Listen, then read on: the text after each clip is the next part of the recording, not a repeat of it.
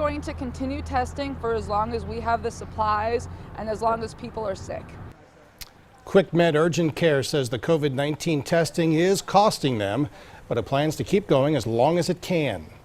First News senior reporter Jerry Ricciuti has some results on the first 2 weeks of testing and where the next clinic will be held.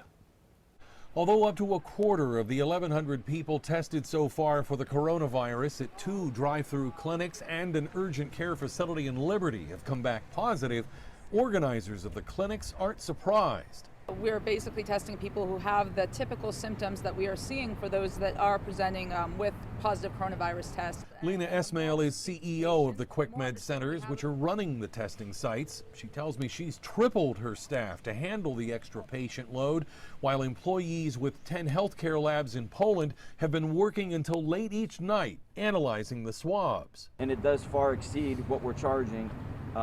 But we're not worried about that right now. But we're really not counting right now. I think what we have to do now is get out there, test as many symptomatic patients as we can, and then figure out the numbers later. Although initial testing was aimed at first responders, especially those who had been exposed to the virus without protective equipment, when the clinics opened to the public, workers saw people coming in from all around Northeast Ohio, as well as neighboring states.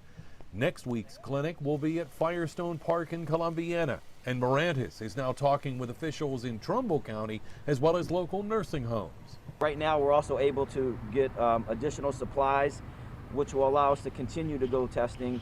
Pre-registration for next week's testing begins tomorrow. In Liberty, Jerry Ricciuti, WKBN 27 First News.